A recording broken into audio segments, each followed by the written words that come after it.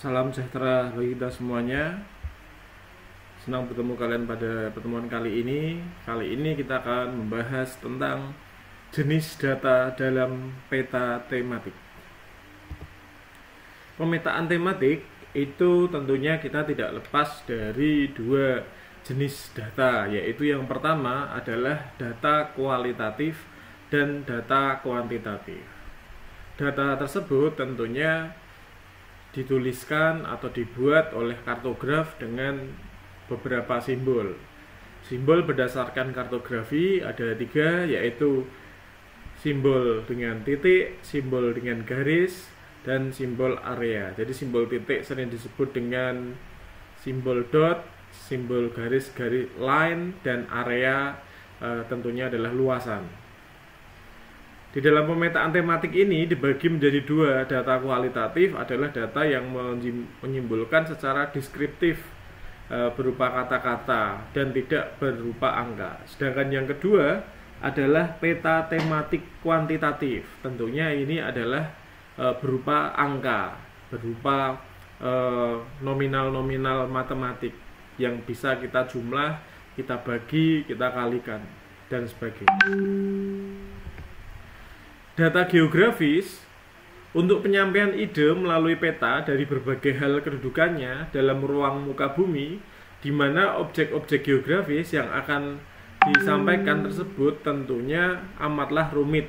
Penyederhanaan objek geografis dalam peta terdiri dari titik, bentuk titik, misalnya sebuah menara, tugu, dan sebagainya. Garis misalnya tentunya adalah sungai dan jalan. Sedangkan luasan misalnya adalah bentuk-bentuk penggunaan tanah, danau, dan sebagainya. Ini adalah contoh-contoh simbol titik, garis, dan luasan. Berdasarkan metode pembuatannya, peta dibedakan menjadi peta kualitatif dan peta kuantitatif. Jadi peta kualitatif adalah peta yang digambarkan dengan menggunakan simbol-simbol. 3 metode penggambaran peta kualitatif sebagai berikut. Yang pertama adalah metode korokonatif dengan menggaris tipis dan memberi warna. Metode yang kedua adalah korokomenatik menggunakan tanda simbol pada peta dengan huruf, misalnya pohon, manusia, biji-bijian, dan mineral. Yang ketiga adalah metode indeks figur menggunakan simbol min atau plus atau VVV. Jadi 3 hal inilah yang biasanya dilakukan untuk membuat peta kualitatif tematik. Contohnya adalah simbol peta. Ini pada peta rupa bumi Indonesia dari Badan Informasi Geospasial, bahwa yang pertama ada sawah irigasi, terus ada sawah tada hujan, disimbolkan berbeda. Sawah irigasi putus-putus, tidak begitu tegas. Sawah irigasi sangat tegas sekali, perkebunan warnanya hijau, hutan semak belukar, tegalan, tanah kosong, dan hutan rawa. Ini adalah merupakan contoh simbol area kualitatif. Selanjutnya adalah simbol peta. Di sini ada 2 simbol, yaitu simbol area, biasanya danau, terumbu karang, ini area, sedangkan sungai, saluran air, dia masuk ke dalam garis. Sedangkan menara suar, terus pelabuhan, dia masuk ke dalam simbol titik kualitatif. Di dalam peta rupa bumi ini dijadikan satu, tidak dipisah-pisah, tetapi ini merupakan unsur dari perairan. Selanjutnya adalah peta kuantitatif. Peta kuantitatif yaitu peta yang menggunakan garis-garis yang menghubungkan daerah yang mempunyai kesamaan. Contohnya adalah isotherm, adalah garis yang menghubungkan daerah-daerah yang sama temperaturnya. Atau isoplat, garis yang menghubungkan daerah dengan sama ketinggiannya. Terus yang ketiga adalah koroplat. Koroplat adalah garis-garis sejajar pada peta yang berbeda intervalnya. Ini adalah contoh medan. Di situ ada peta topografi, yaitu contohnya peta kenampakan peta rupa bumi. Ini adalah titik-titik ketinggian. Di situ ada titik 52, artinya adalah meter di atas permukaan laut. Ada 100, berarti artinya adalah 100 mdpl. Kalau kita lihat di situ ada BM, berarti bentuk medannya 292, berarti ketinggian 292 meter di atas laut. Selanjutnya 275, artinya 275 meter di atas permukaan air laut. Di sini adalah bentuk dua dimensinya, dan ini nanti bisa kita buat garis konturnya dengan cara menghubungkan dengan ketinggian yang sama. Selanjutnya ini adalah peta ISOYET curah hujan tahunan Provinsi Jawa Tengah. Ini adalah salah satu contoh peta garis kuantitatif yang itu sifatnya adalah berupa angka. Kalau kita lihat bahwa di daerah Kudus ini pada ketinggian di Gunung Muria itu mempunyai curah hujan kurang lebih 3.500 sampai 750. Ini adalah di Provinsi Jawa Tengah. Jadi peta ISOYET ini adalah peta-peta yang menunjukkan curah hujan tahunan. Tentunya daerah dengan curah hujan yang paling tinggi adalah daerah di tengah dari Provinsi Jawa Tengah, karena di daerah tengah adalah merupakan daerah gugusan pegunungan. Dilihat dari pegunungan Lawu, terus ada pegunungan Merapi, terus ada pegunungan Merbabu, terus ada pegunungan Sindoro Sumbing, dan ada pegunungan Slamet. Pegunungan-pegunungan inilah yang menyebabkan terjadi hujan orografis, menyebabkan curah hujan di sana tinggi. Data ini diambil dari BMKG dan Provinsi Jawa Tengah. Selanjutnya peta ketinggian permukaan air laut di Kota Semarang. Kalau kita lihat ini adalah peta ketinggian permukaan laut. Ini adalah peta area. Peta area. Jadi peta area kuantitatif. Karena kita lihat kalau merah itu berarti 0 mdpl, kalau kuning itu 0,5 meter, sampai ke warna biru yaitu sekitar 3,5 sampai 4. Ini adalah peta ketinggian yang kita hitung di dalam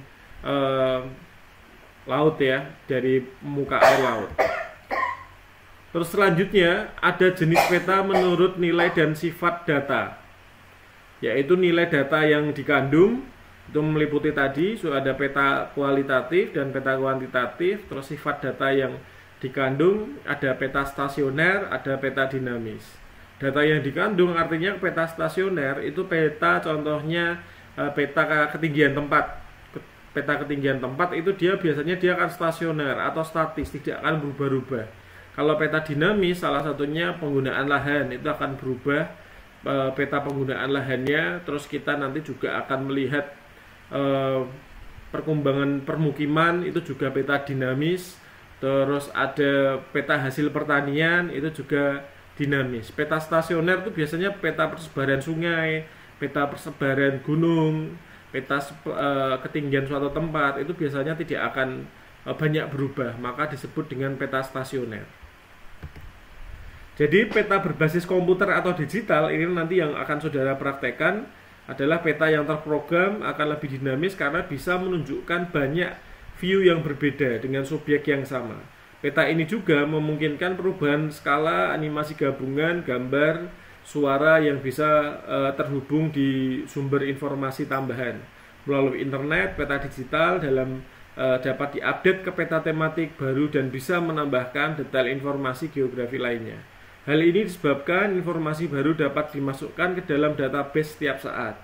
Mempunyai peta digital sama seperti mempunyai selusin peta tematik cetak yang bisa mengoverlay, jadi menumpuk-numpuk data daerah tertentu yang terhubung secara elektronik ke sebuah perpustakaan besar dalam tema utama atau yang terhubung dengan tema utama.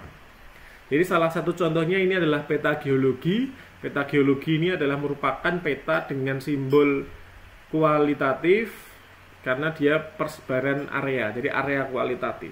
Menunjukkan formasi batuan yang terjadi di daerah Kabupaten Ponorogo, Pacitan, dan Provinsi Jawa Timur. Selanjutnya ada peta statis lainnya, yaitu peta kelerengan. Peta kelerengan ini kita lihat bahwa kondisinya ada yang merah, itu adalah daerah yang sangat curam, terus ada hijau, dan ada yang agak kekuning-kuningan. Terus peta lokasi sumur pada Semarang, Jawa Tengah, ini adalah salah satu contoh peta dot kuantitatif. Di sini ada peta persebaran kedalaman sumur di Kota Semarang, dari yang paling dalam sampai yang paling dangkal. Terus peta tindak kekerasan. Kalau peta tindak kekerasan di Provinsi Jawa Tengah ini adalah salah satu contoh dengan data diagram. Di sini menunjukkan pada Kabupaten Pati merupakan tingkat kekerasan yang paling tinggi dibandingkan dengan di daerah yang lain yang ada di Provinsi Jawa Tengah. Terus peta jaringan sumber daya air. Kalau peta jaringan sumber daya air tentunya ini adalah peta garis. Peta yang berupa garis yang sifatnya adalah kualitatif. Terus peta sungai lintas kabupaten ini juga merupakan salah satu peta statis yang tetap dan itu mempunyai persebarannya beraneka ragam. Terus peta intruksi air laut ini juga merupakan salah satu peta garis digital ya, dan itu berupa datanya adalah kuantitatif. Terus ada peta isohyet, tadi sudah saya jelaskan, ini adalah merupakan peta garis kuantitatif. Terus ada peta curah hujan juga sama demikian. Kalau ini kita disimbolkan dengan area kuantitatif. Jadi curah hujannya dari yang paling tinggi sampai ke paling rendah. Terus peta ketinggian permukaan tanah Kota Semarang ini juga peta area kuantitatif. Jadi memang peta tematik itu sangat banyak sekali.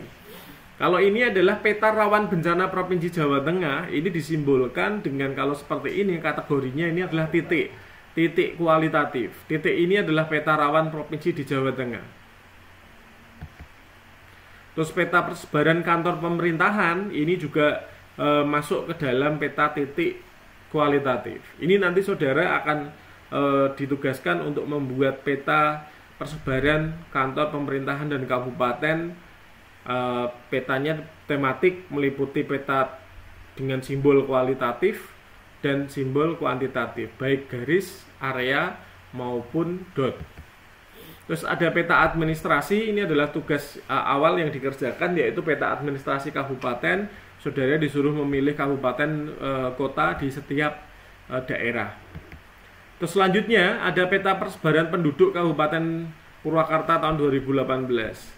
Ini adalah sumber datanya adalah Badan Pusat Statistik. Di situ one dot represent 5,000 people. Jadi satu titik mewakili 5.000 orang. Dengan seperti ini kita bisa melihat, menginterpretasi bahwa Kecamatan Purwakarta merupakan kecamatan yang paling padat penduduknya, karena di situ dotnya paling banyak titiknya. Terus yang selanjutnya adalah peta persebaran pariwisata di kabupaten. Ini nanti saudara akan ditugaskan untuk membuat peta, yaitu sesuai dengan titik tempat lokasinya. Dan gambar-gambar itu adalah gambar real, penampakan real yang ada di lapangan. Jadi seperti itu. Jadi ini gambar-gambarnya dan tentunya letaknya pas. Jadi contohnya ada tempat wisata itu adalah tempatnya pas. Bukit ada situ Wanayang, ya, itu berarti sama. Tepatnya adalah di situ. Ada Curug Tilu, ya, berarti curug ada 3 ya. Curug Tilu di situ ya, tempatnya pas, sesuai dengan yang ada di peta. Selanjutnya adalah peta topografi. Kalau peta topografi ini tentunya adalah peta yang ketinggian suatu tempat, karena ini di situ ada angka, berarti ini adalah peta dengan peta area suatu tempat. Terus ada peta jenis tanah Kabupaten Purwakarta. Ini adalah peta jenis tanah yang ada di daerah Purwakarta. Tentunya ini adalah simbol kualitatif, yaitu area kualitatif. Simbolnya dengan menggunakan area, datanya adalah kualitatif. Terus ada peta penggunaan lahan. Ini adalah juga peta area kualitatif. Tetapi kalau di situ ada informasi luasannya lahan, berarti dia peta area kuantitatif. Terus ada peta kepadatan penduduk. Di sini dia dibuat area kuantitatif, karena area ini yang dimaksud coklat adalah daerah yang paling padat penduduknya dibandingkan daerah yang coklat muda ke arah kuning. Terus selanjutnya peta jumlah penduduk berdasarkan jenis kelamin. Di sini adalah merupakan sex ratio, ya, perbandingan antara laki-laki perempuan antara kecamatan yang satu dengan kecamatan yang lain. Ini disajikan dalam bentuk diagram batang. Terus yang selanjutnya adalah peta hasil pertanian Kabupaten Purwakarta tahun 2018. Di sini hasil pertanian disajikan dengan diagram pi. Warna hijau menyebutkan ubi jalar, warna kuning adalah jagung, sedangkan warna yang merah itu adalah kedelai. Selanjutnya kita nanti akan membahas tentang apa itu pengertian data. Data merupakan sesuatu yang belum mempunyai arti bagi penerimanya dan masih memerlukan adanya suatu pengolahan, dan bisa berwujud suatu keadaan gambar, yaitu suatu huruf, angka, matematika, bahasa, ataupun simbol lainnya yang bisa kita gunakan sebagai bahan untuk melihat lingkungan, objek kejadian, ataupun suatu konsep. Data ini dibagi menjadi dua, terbagi menjadi tiga ya. Yang pertama ada data nominal, adalah kelompok data kualitatif yang merupakan level dari penyederhanaan apabila pengambilan data yang dihasilkan hanya berupa kategori, maka data tersebut adalah data nominal. Pada data nominal, semua data dianggap setara. Contoh, status kewarganegaraan dikategorikan WNI dan WNA. WNI diwakili 1, WNA diwakili 2. Penggunaan angka di sini hanya sebagai penanda, tidak dapat dilakukan operasi matematika. Antara 1 dan 2 itu sama-sama manusia, itu warga negara asing dan warga negara yang ada di Indonesia. Selanjutnya adalah data ordinal, merupakan data dari kelompok kualitatif tapi masih beda.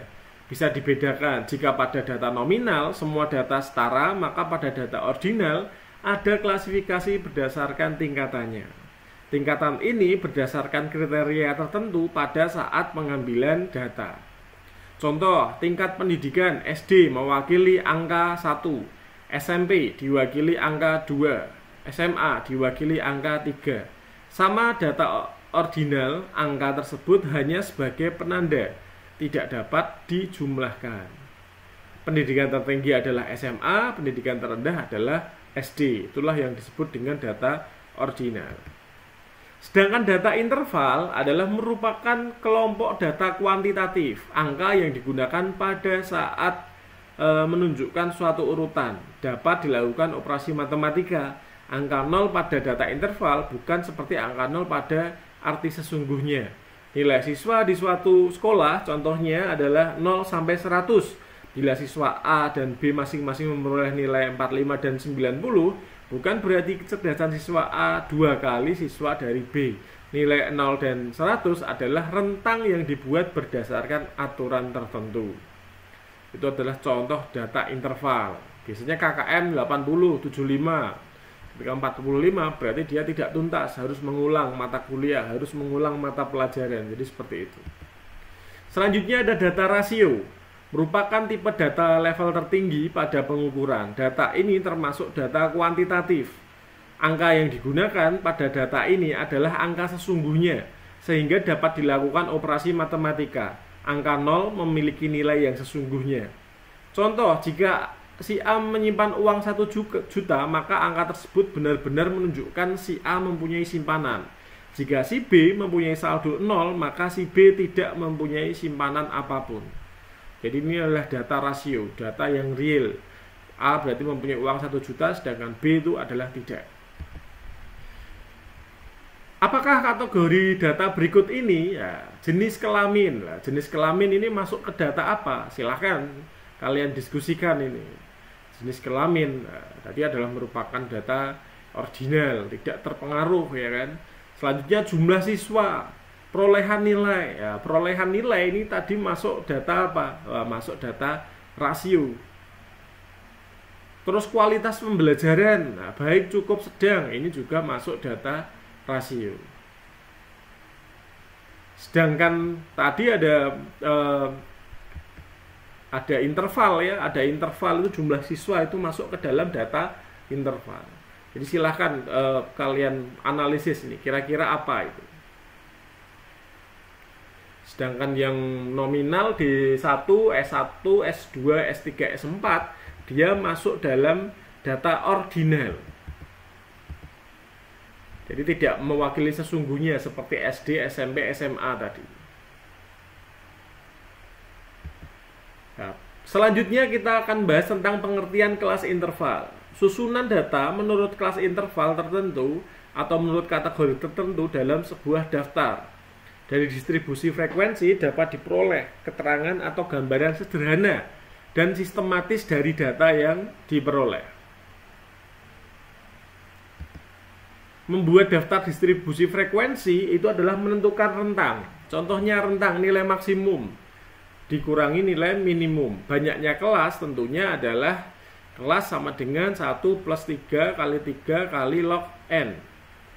Panjang kelas otomatis rentang dibagi banyak kelas. Ini panjang kelas interval. Membuat daftar distribusi frekuensi adalah yang pertama, menentukan nilai terendah untuk memulai membuat kelas interval, membuat daftar tabulasi, membuat distribusi frekuensi relatif, dan membuat distribusi frekuensi kumulatif. Jadi pedoman ini adalah membuat tabel distribusi frekuensi. Berdasarkan pengalaman, jumlah kelas interval antara 6 sampai dengan 15. Makin banyak data, makin banyak jumlah kelasnya. Ditentukan dengan membaca grafik, ditentukan dengan rumus Sturges. Jadi jumlah kelas interval dapat dilihat dengan rumus Sturges, yaitu K1 plus 3 kali 3 log N. Jadi jumlah kelas intervalnya ada berapa, terus dikali jumlah data observasi, data tabulasinya ada berapa di log atau logaritma, maka akan ketemu jumlah kelas intervalnya. Contoh, diketahui data sebagai berikut ya, 71, 75 dan sekitarnya random ini. Ini bisa hasil ulangan siswa, bisa umur sensus penduduk, bisa tingkat penghasilan. Maka kita bisa melakukan data tabel distribusi frekuensi. Yang kita lakukan yang pertama adalah kita urutkan dari angka yang terkecil sampai angka yang terbesar. Mencari data terkecil dan data terbesar. Hitung rentangnya. Seandainya kita R sama dengan data tertinggi kurangi data terendah. 90 min 48 sama dengan 42. Jadi rentang itu selisih antara data yang tertinggi dengan data yang terendah. Setelah itu menentukan banyak kelas interval. K sama dengan 1 plus 33 log N. 33 log N, lognya 34, artinya berarti jumlah sampel yang didistribusikan tadi ada 34. Maka hasilnya 6,05, maka dibulatkan ke bawah menjadi 6. Menentukan panjang kelas interval. Jadi panjang kelas interval sama dengan rentang dibagi banyak kelas. Maka banyak kelas itu adalah P sama dengan 42, selisih antara 90 dan 48 dibagi 6. Maka panjang kelasnya adalah 7.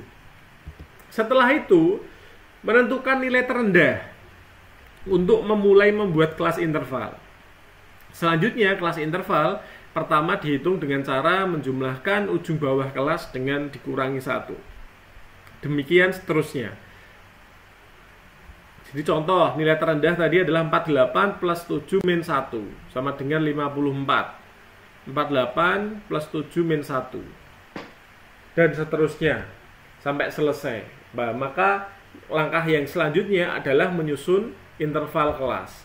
Interval kelasnya itu kita lanjutkan dengan menyusun dengan tali. Jadi antara 48 ke 54 itu kita buat susunannya, kita buat ada satu orang ternyata, maka frekuensinya dia masuk ke 1. Sedangkan 5 sampai 61, ternyata ada 2 dan seterusnya. Maka frekuensinya total jumlah sampelnya adalah 34. Dengan seperti ini kita bisa menyimpulkan kalau itu datanya data orang tua 90, berarti usia yang paling banyak mendominasi adalah 34. Karena ini adalah nilai ini kita bisa pakai apa saja ya, bisa hasil pertanian, ton, bisa nilai ulangan, bisa umur manusia, bisa apapun itu. Jadi bisa kita buat kelas interval untuk penyusunan kelas yang ada. Demikian untuk pembelajaran kali ini. Silahkan berdiskusi. Ketika ada pertanyaan yang kurang dipahami bisa ditanyakan di kolom komentar. Sekian dari saya, akhir kata. Wassalamualaikum warahmatullahi wabarakatuh. Salam geografi dan tetap semangat.